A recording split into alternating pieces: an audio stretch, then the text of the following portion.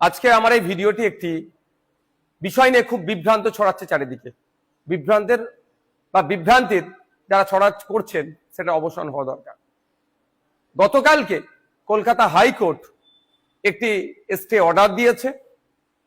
তফসিয়া তিলজলাতে যেভাবে অবৈধ পন্থা অবলম্বন করে তথাকথিত ইললিগ্যাল কনস্ট্রাকশনকে ডেমোলিশ করার জন্য যেভাবে বুল্ডোজার চালিয়েছে তার বিরুদ্ধে স্টে দিয়েছে। আমি দেখছিলাম সোশ্যাল মিডিয়াতে তৃণমূলের কিছু নেতারা এখনো মিথ্যাচার করতে ছাড়ছে না। ক্ষমতায় থেকে যেভাবে মিথ্যাচার করেছে, ক্ষমতা হাত থেকে চলে গেলেও মিথ্যাচারের তারা রাস্তা এখনো ভুলেনি। তাদের বক্তব্য মমতা ব্যানার্জি লড়াই করেছে বলেই নাকি এই অর্ডার হয়েছে। আমি তাদের কাছে স্পষ্টভাবে বলতে চাই এবং বার্তা দিতে চাই, চ্যালেঞ্জ করতে চাই, মমতা ব্যানার্জি কোন মামলায় দাঁড়িয়েছিল, সেই মামলার অর্ডার কপিটা কোথায়? আর আমরা গতকাল বিকাশ রঞ্জন ভট্টাচার্য স্যার থেকে শুরু করে নাজির আহমেদ অ্যাডভোকেটরা যারা দাঁড়িয়েছিলেন তারা যে অর্ডারটা বার করেছেন সেই মামলাটা কোনটা সেটাও আমি জানতে চাই। গত পরশুদিনকে আমি তফসিয়ায় পৌঁছেছিলাম। তার আগের দিন থেকেই তফসিয়ায় তিলজলাতে ইললিগ্যাল কনস্ট্রাকশন ভাঙার নামে রাজ্য সরকার কয়েকটি বাড়ির উপরে আক্রমণ চালিয়েছে বুলডোজার দিয়ে। গত পরশুদিন গিয়ে তাদের সাথে কথা বলেছিলাম, পেপারপত্র নিয়েছিলাম এবং জানতেও পেরেছিলাম যে অলরেডি তারা পরশুদিন সকালে কোর্টে অ্যাফিডেভিট জমা করেছে, অর্থাৎ রিট করছে তারা। আমি তাদেরকে বলেছিলাম যদি আপনারা চান আমিও আইনি সহায়তা দিতে পারি। তারা আমাকে সমস্ত কাগজপত্র দিয়েছে। তারপরে ওখানে বেশ কিছু মানুষজনের নোটিশ এসেছে, তাদেরকেও বলে এসেছি আমি আইনি সহায়তা দেবো যদি আপনারা চান।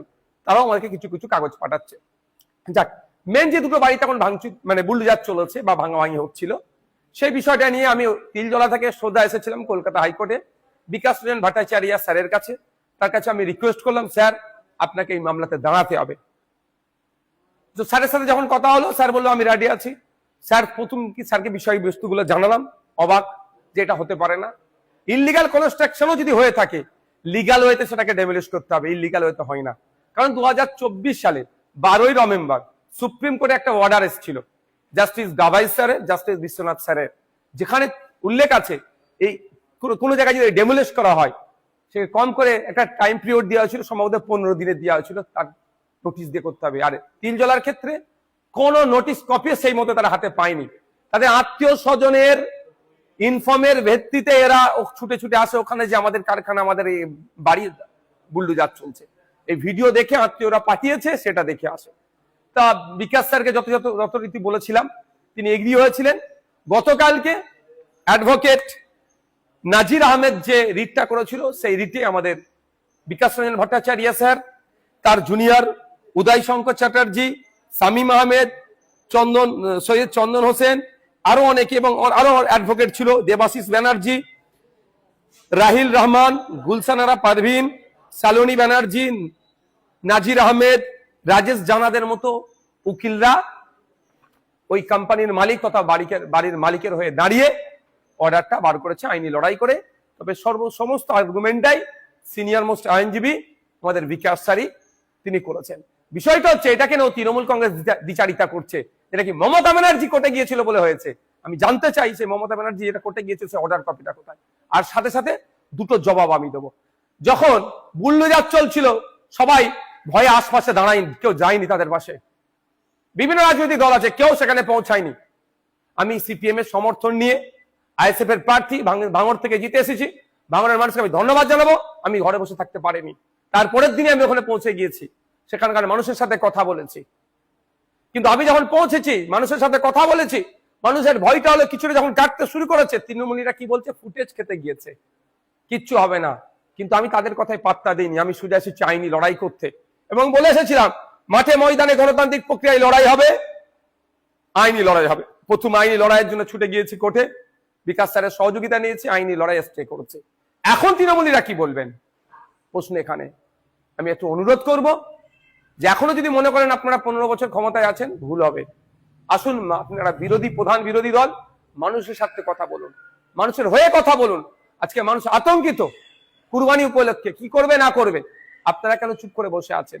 মমতা ব্যানার্জি মুসলমানদের মাসিয়া স্বাস্থ্য আজকে কোর্টে এসে তিনি তার কোর্টে আসাটাও কতটা বৈধ সেটাও চ্যালেঞ্জ হয়ে গিয়েছে। আজকে তফসিয়াতে কেন গেল না? তফসিয়ার লোকাল জনপ্রতিনিধি, এমপি এমএলএরা কেন ওখানে এসে দাঁড়ালো না? আজকে কেউ কোনো কথা নেই। নওশাদ সিদ্দিকী না গেলেও দোষ, আর নওশাদ সিদ্দিকী গেলেও দোষ।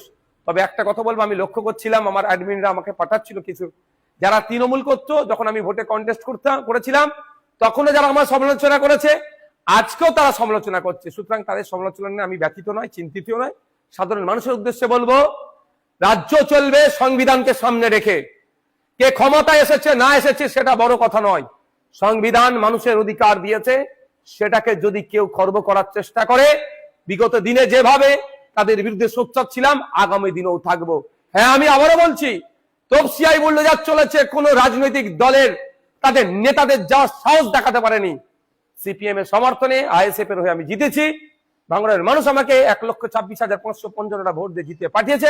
আমি গিয়েছিলাম, আইএসএফ গিয়েছিল প্রথমে, গিয়ে সেখানে সাধারণ মানুষকে আশ্বস্ত করেছিলাম। পরবর্তীতে সিনিয়র মোস্ট আইনজীবী বিকাশ স্যারের সহযোগিতা নিয়ে এই স্টেটা আমরাই করালাম। সুতরাং ফেসবুকে বিভিন্ন জায়গায় যারা বিভ্রান্তি ছড়াচ্ছে, তাদের কথা আপনারা বিভ্রান্ত হবেন না, শান্ত থাকবেন, বিচার ব্যবস্থাকে মান্যতা দেবেন। ল অ্যান্ড অর্ডার যাতে ঠিকঠাক থাকে তার দায়িত্ব যেমন সরকারের, সাধারণ মানুষকেও দায়িত্ব নিতে হবে।